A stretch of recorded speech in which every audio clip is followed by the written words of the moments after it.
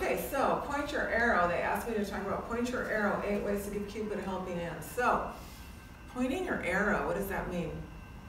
How many of you made a New Year's resolution to find somebody this year? Only one. The rest of you ought to point your arrow. A lot of people, I hear them say, if it happens. If it happens, it's probably not going to happen. I had to make a concerted effort. I had to apply like I would to my career. If you're over 30 or 40, it's probably not going to happen magically. What's your quote about it happening magically? I don't, tell me, I don't know if I remember. Last time she said she met the love of her life magically after working on herself. Oh, for like 10 years, yeah. I did it magically after 10 years of working very hard on myself. Yeah, okay. So I do feel that we need, part of sharpening our arrow is saying, I'm going to do this. Because it becomes, when it doesn't work out, I'm sure all of you have dated for a while and then it's so disappointing that you stop for a while.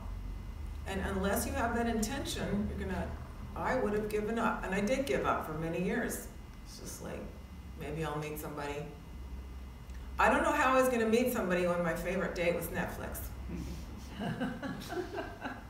But there's a law of attraction stuff out there that if we just are radiating right, it will show up. And there's a certain truth to that, but not in the way people think. So I think the first thing is to get really clear on sharpening your arrow. Pointing. Okay. Pointing your arrow is that you're going to need to make an action plan, which is what I did. How are you going to meet someone? I'll just leave it to chance. I'll just, you know. I started really doing whatever I could figure out. And I would like to ask you, if inside yourself, if you feel like you're doing enough.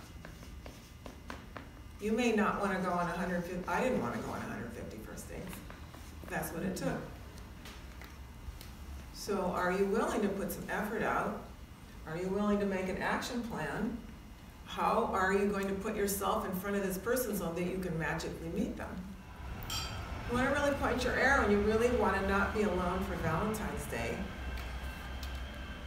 Go ahead and ask somebody out.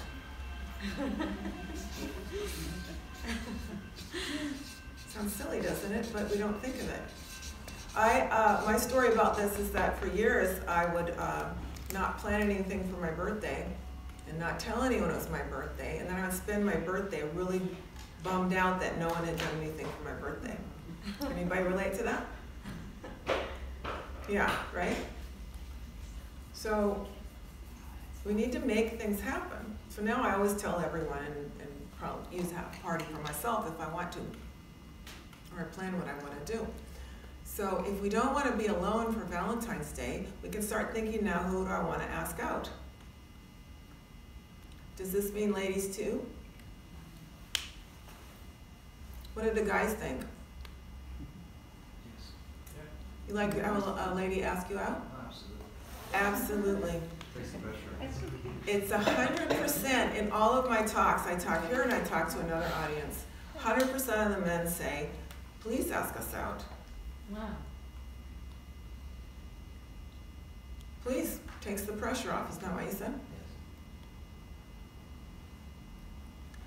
As women, we're still waiting for Prince Charming to ask us out, and the guys are going, I wish she'd ask me out. I wish she'd call me. When is she going to text me back? It's like women, we have to learn to start not sitting home on our birthday and being upset that nobody did anything for our birthday.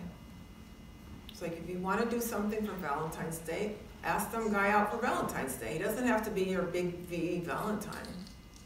Go have a nice Valentine.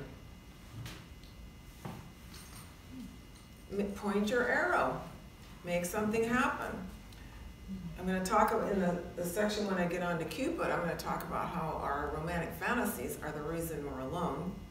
Not that there's anything wrong with romance, but I'm going to get into that a little bit more later. So ask somebody out for Valentine's Day.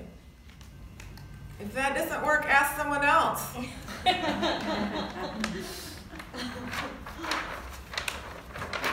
So everyone's afraid of rejection. And it's not rejection. It just means they don't want to go out with me. It's okay. There's 10 million people here. Half of them are men.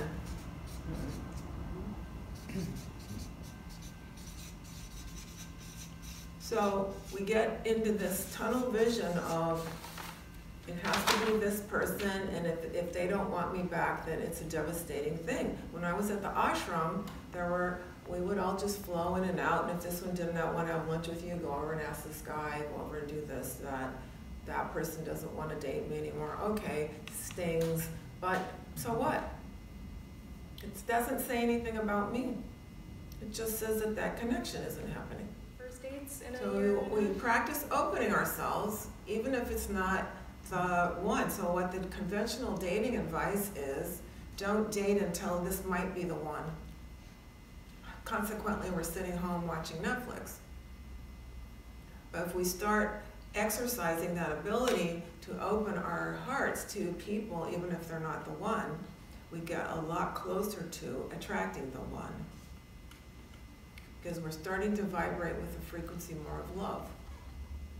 So it starts with saying yes. It starts with saying, I don't want to be alone for Valentine's Day. I don't want to have my birthday all alone again and be depressed that it's another birthday / Valentine's Day sitting at home in my apartment.